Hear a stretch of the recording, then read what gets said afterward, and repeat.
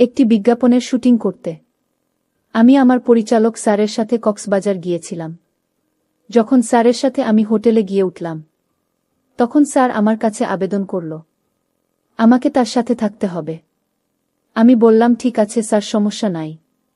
তারপর প্রথম দিন রাতে আমি যখন স্যারের সাথে থাকতে যাই, স্যার আমার সরলতার সুযোগ নিয়ে আমার সাথে যা করল তা শুনলে বন্ধুরা তোমাদের বন্দুক দাঁড়িয়ে যাবে। বন্ধুরা, আজকের গল্পটি অনেক ইন্টারেস্টিং। পুরো গল্পটি শোনার অনুরোধ রইল। তবে গল্পটি শুরু করার পূর্বে বন্ধুরা, তোমাদের নিকট আমার বিশেষ অনুরোধ, তোমরা অবশ্যই আমার চ্যানেলটি সাবস্ক্রাইব করে আমাকে সাপোর্ট করবা। হ্যালো বন্ধুরা, আমি রোমেলা আক্তার রিমকি। আমার বর্তমান বয়স 24। বর্তমানে আমি একজন প্রতিষ্ঠিত মডেল অভিনেত্রী। আজকে তোমাদের সামনে আমি যে ঘটনাটি বলবো তা আমার জীবনে ঘটে যাওয়া একটি বাস্তব জীবনের ঘটনা, আমার নিজের বাস্তব জীবনের গল্প। তবে গোপনীয়তা রক্ষার জন্য আমি আমার ছদ্মনাম ব্যবহার করলাম। আমার দুষ্টুমিষ্ট বন্ধুরা, খুব ছোটবেলা থেকেই আমি একজন বিখ্যাত মডেল হওয়ার স্বপ্ন ছিল। মনের মধ্যে সব সময় কল্পনা জল্পনা করতাম কিভাবে আমি একজন বিখ্যাত মডেল হতে পারি, দেশের নামকরা মডেল হতে পারি। খুব ছোটবেলা থেকেই স্বপ্নটা মনের মধ্যে পোষণ করতে থাকি। মডেল হওয়া যেন আমার একটি নেশায় দাঁড়িয়েছিল। আমি যখন হাই স্কুলে পড়তাম, তখন স্কুলের বিভিন্ন সাংস্কৃতিক অনুষ্ঠানে আমি অভিনয় করার চেষ্টা করতাম এবং ভালো নৃত্য করার চেষ্টা করতাম। আর সবসময় একজন মডেলের যে গুণাগুণ থাকা দরকার, ওই সবগুলো বৈশিষ্ট্যই আমি অর্জন করার চেষ্টা করতে থাকলাম। আমি দেখতেও খারাপ না, দেখতে মোটামুটি আকর্ষণীয় ছিলাম। আর যে কেউ দেখলেই আমাকে মডেল বলে ডাকত। আসলে মডেল হওয়ার যে ফিটনেসের প্রয়োজন, তার সম্পূর্ণ যোগ্যতাই আমার ছিল। কিন্তু আমি গ্রামে থাকতাম, গ্রামের স্কুলে পড়ালেখা করতাম, যে কারণেই স্বপ্নটা কখন যে বাস্তব হবে তা নিয়ে শুধু কল্পনা করতাম। তবে চেষ্টা করে যাই অবিরত, কিভাবে আমি মডেল হতে পারি। তবে আমার মনের ভেতরে একটা বিশ্বাস ছিল যে একদিন না একদিন আমি মডেল হওয়ার সুযোগ পাব। কোনো না কোনো একটা সুযোগ আমার জীবনে আসবেই। আমি যখন ক্লাস 9-এ পড়ি তখন থেকেই আমি খুব বেশি চেষ্টা করতেছি এবং বিভিন্ন জায়গায় যোগাযোগ করার চেষ্টা করতেছি আমার আত্মীয় স্বজন যারা আছে সবার সাথে। কারণ আমার জীবনের সবচেয়ে বড় স্বপ্নই হল দেশের নামকরা একজন প্রতিষ্ঠিত মডেল হওয়া। আমাকে সবাই চিনুক, আমাকে জানুক, আমার রূপ, আমার সৌন্দর্য, আমার লাবণ্য ছড়িয়ে পড়ুক গোটা পৃথিবী জুড়ে। আর সেই স্বপ্ন নিয়েই আমি অনুসন্ধান করতে থাকি কিভাবে ভালো কোনো মিডিয়াতে গিয়ে আমি আমার যোগ্যতা এবং অভিজ্ঞতা সবকিছু কাজে লাগিয়ে কিভাবে আমি একজন মডেল হতে পারি। আমি এসএসসি পরীক্ষা দেওয়ার পর বাবা আমাকে বলল, রোমেলা, তুই ঢাকা যা, তোর বোনের বাসা থেকে বেড়ায়া গা। বাবার কথা অনুযায়ী আমি ঢাকায় চলে গেলাম। বোনের বাসায় বসে বসে টিভি দেখছিলাম আর মনে মনে চিন্তা করছিলাম কিভাবে আমি মডেল হতে পারি। হঠাৎ আমার চোখের সামনে টেবিলের উপর একটি পত্রিকা দেখতে পেলাম। পত্রিকার পাতা উল্টাতে উল্টাতেই হঠাৎ আমার চোখে পড়ল একটি বিজ্ঞাপন, আর সেই বিজ্ঞাপনে লেখা মডেল আবশ্যক। বিজ্ঞাপনটা দেখেই মনটা ভালো হয়ে গেল। মনে মনে ভাবলাম, এই বুঝি জীবনের স্বপ্ন পূরণের সুযোগ পেয়ে গেলাম, মডেল হওয়ার সুযোগ পেয়ে গেলাম। বিজ্ঞাপনটি আমি খুব ভালোভাবে মনোযোগ সহকারে পড়লাম। বিজ্ঞাপনের যত প্রকার ক্রাইটেরিয়া বা শর্ত আছে, সবগুলোই মনে হচ্ছে আমার আছে। আমার শারীরিক ফিটনেস, গঠন এবং শিক্ষাগত যোগ্যতা, চেহারা সৌন্দর্য, কথাবার্তার দৃষ্টিভঙ্গি, কণ্ঠ এবং সর্বশেষে আমি পরিশ্রমে বটে। তার মানে বিজ্ঞাপনের সকল ক্রাইটেরিয়া অনুযায়ী আমি সেই মডেল হওয়ার যোগ্য। তারপর বিজ্ঞাপনে দেওয়া নাম্বার অনুযায়ী আমি ফোন করে বিষয়টা বোঝার চেষ্টা করলাম। ওই নাম্বারে ফোন দিলে একটি মেয়ে ফোন রিসিভ করে বলল, কি নাম আপনার? আমি বললাম রোমেলা। তারপর জিজ্ঞেস করল, বাড়ি কোথায়? আমি বললাম টাঙ্গাইল। তারপর জিজ্ঞেস করল, আপনি কি একজন মডেল হিসেবে কাজ করতে আগ্রহী? আমি বললাম, জি ম্যাডাম, আমার অনেক দিনের ইচ্ছা, আমার অনেক দিনের স্বপ্ন, একজন মডেল হব। তারপর মেয়েটি বলল, আচ্ছা ঠিক আছে, আমি তোমার বাড়ি, ঠিকানা, নাম, নাম্বার সবকিছু লিখে সিরিয়াল দিয়ে রেখেছি। আর তুমি সময় মতো চলে আসবা। তারপর মেয়েটি বলল, আমি স্যারের সাথে কথা দেখি তোমাকে একটা সুযোগ দেওয়া যায় কিনা। আমি বললাম, আচ্ছা ঠিক আছে ম্যাডাম। তারপর ম্যাডামকে সালাম দিয়ে ফোন রেখে দিলাম। দেখতে দেখতে আমার সেই মডেল এজেন্সিতে যাওয়ার দিন এসে গেল। মডেল এজেন্সিতে গিয়ে দেখি আমার মতো আরও অনেকেই বসে আছে। আমিও গেস্ট রুমে বসে রইলাম। আমরা আনুমানিক প্রায় 10 থেকে 12 জন ছিলাম। তবে তাদের মধ্যে মনে হচ্ছে আমি সবচেয়ে বেশি ফিটনেস। আর কেন জানি মনে হচ্ছে আমি সেখানে মডেল হিসেবে চান্স পেয়ে যাব। আর তারা দেশের নামকরা মডেল এজেন্সি। একবার যদি এখানে চান্স পেয়ে যাই, তাহলে আমার জীবনের মোড় ঘুরে যাবে, আমার স্বপ্ন সত্যি হতে যাবে। তাই আমি ভাবলাম, যে করেই হোক আমি স্যারকে রাজি করাতে হবে। এই মডেল এজেন্সিতে যেভাবে হোক অভিনয় করার সুযোগ পেতে হবে। এতে যদি আমার টাকা পয়সা বা আরও অন্যান্য কিছু আমাকে দিতে হয়, তাতেও আমি রাজি। এক কথায়, যে কোনো কিছুর মূল্যে আমি একজন প্রতিষ্ঠিত নামকরা মডেল হতে চাই।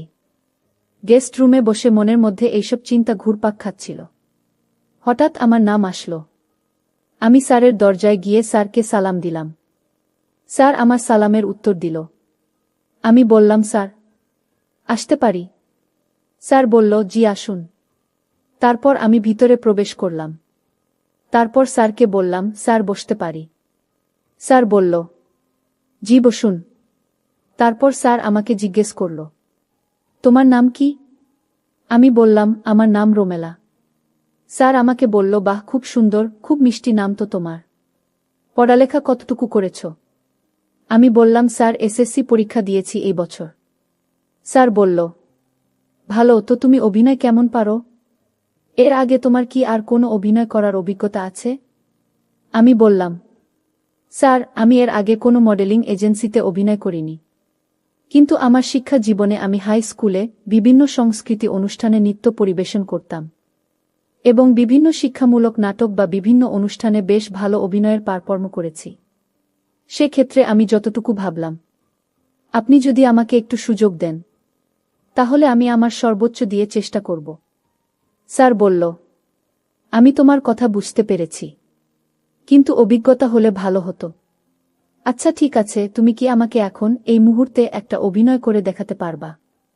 আমি বললাম, স্যার অবশ্যই পারব। তবে আপনি আমাকে বলে দেন আমি কোন ধরনের অভিনয় করব। তখন স্যার আমাকে একটি ডায়ালগ শিখিয়ে দিয়ে বলল, এই ডায়ালগ অনুযায়ী তুমি একটু অভিনয় করো। তারপর আমি স্যারের দেখানো ডায়ালগ অনুযায়ী অভিনয় করতে শুরু করলাম। অভিনয় শেষে স্যার আমাকে বলল, বাহ, খুব সুন্দর হয়েছে। তোমার অভিনয় দেখে আমি অনেক খুশি হয়েছি। ঠিক আছে, তুমি আগামীকালকে চলে আসবা। আগামীকালকে তোমার প্রথম রিহার্সাল। আমি বললাম, আচ্ছা ঠিক আছে স্যার, আমি আগামীকালকে ঠিক সকাল 10টায় চলে আসব। তারপর স্যারের কথা অনুযায়ী সেদিন প্রথম রিহার্সাল। অর্থাৎ প্রথম স্যার আমাকে কিছু অভিনয়ের কলা কৌশল শেখাবে। এজন্য খুব আনন্দে খুব সুন্দর করে সেজে গুজে একবারে নিজেকে আকর্ষণীয়ভাবে তৈরি করলাম। তারপর স্যার যে রুমে আমাকে রিহার্সাল দেওয়াবে, সেই রুমে গিয়ে আমি বসে স্যারের জন্য অপেক্ষা করতে শুরু করলাম। কিছুক্ষণ পর স্যার রিহার্সাল দেওয়ার জন্য স্যার আমার এখানে আসলো। অর্থাৎ আমাকে যেখানে রিহার্সাল দিতে হবে সেই রুমে। আর বাহিরের লোক কেউ নাই সেখানে, শুধু স্যার আর আমি একা। তখন স্যার আমাকে বলল, রোমেলা, যদি তুমি একজন নামকরা মডেল হতে চাও, তাহলে অবশ্যই তোমার মধ্যে বেশ কিছু গুণাগুণ থাকতে হবে। তার মধ্যে সবচেয়ে বড় গুণটা সেটা হচ্ছে অভিনয় করতে গিয়ে কখনো আনইজি ফিল করতে পারবে না। সব সময় মনটাকে উদাস রাখবে। তাহলে দেখবে অভিনয় অটোমেটিক চলে আসবে তোমার ভেতর থেকে এবং তুমি ভালো পারফর্ম করতে পারবে। আমি বললাম, আচ্ছা ঠিক আছে স্যার, ধন্যবাদ। স্যার বলল, ওয়েলকাম। তারপর স্যার বলল, চলো তাহলে রিহার্সাল শুরু করি। আমি বললাম, ওকে স্যার। তারপর স্যার আমাকে বিভিন্ন দৃষ্টিভঙ্গিতে অভিনয় শিখাতে শুরু করল। আমিও স্যারকে অনুসরণ করতে শুরু করলাম। কিন্তু মাঝে মধ্যে অভিনয় শিখাতে গিয়ে স্যার আমার সাথে কেমন জানি আচরণ করে। মাঝে মাঝে খুব বাজেভাবে স্যার আমাকে অভিনয় শিখাতা। আমিও স্যারের তালে তাল দিতে শুরু করলাম। কারণ বিখ্যাত মডেল অভিনেত্রী হওয়া ছিল আমার সারা জীবনের স্বপ্ন। তাই আমি এইসব ব্যাপার কি তুচ্ছ মনে করলাম। এইভাবে স্যারের সাথে আমি প্রায় 1 বছর অভিনয় শিখলাম। স্যারের সাথে 1 বছর অভিনয় শিখতে গিয়ে আমি একেবারে স্যারের সাথে ফ্রি হয়ে গেলাম।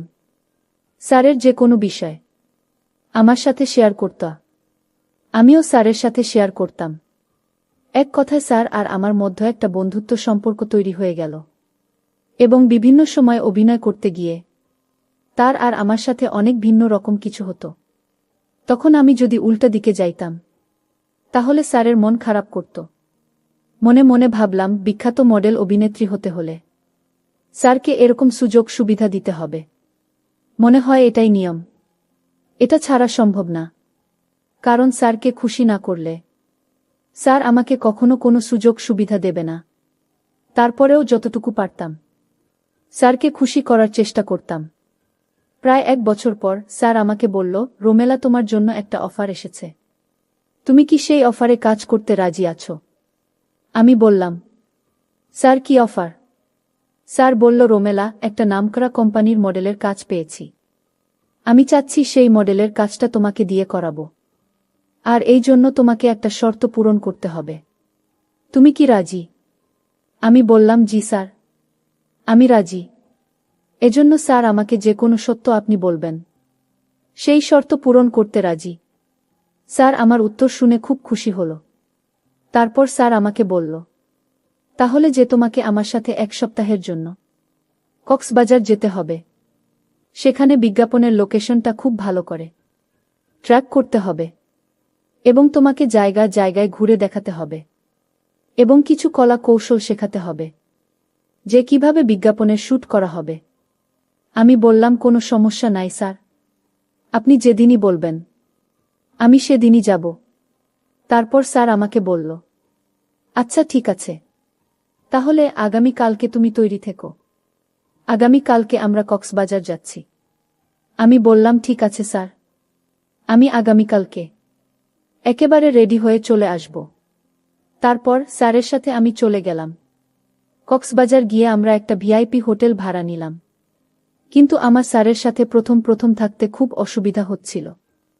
আর তাছাড়া স্যারের সাথে তো আমার অনেক দিনের সম্পর্ক, একেবারেই ফ্রি, যে কারণে তেমন বেশি একটা ভয় ছিল না। কিন্তু স্যার আমার সাথে যে একেবারে এতটা খারাপই করবে সেটা আমার স্বপ্নে বাহিরে ছিল। যদিও একসাথে একই রুমে, একই বেডে, কিন্তু মনের মধ্যেই বিশ্বাসটা ছিল অনেক। এছাড়া স্যার আমাকে যাই করুক না কেন অন্ততপক্ষে আমার সাথে খারাপই করবে না। কিন্তু সেই বিশ্বাসটা ভেঙে গেল সেদিন স্যারের সাথে থাকার পর। স্যার আর আমি রাত্রে একই বেডে শুয়েছিলাম। হঠাৎ করে আমি অনুভব করলাম কেউ যেন আমার সাথে ভিন্ন রকম কিছু করার চেষ্টা করছে। তখন আমি আধ ঘুম অবস্থায় আছি। বাট ঘুম থেকে উঠে দেখি স্যার আমার বিভিন্নভাবে নিয়ন্ত্রণ করার চেষ্টা করছে এবং আমাকে ইশারায় বিভিন্ন দিক বোঝানোর চেষ্টা করছে।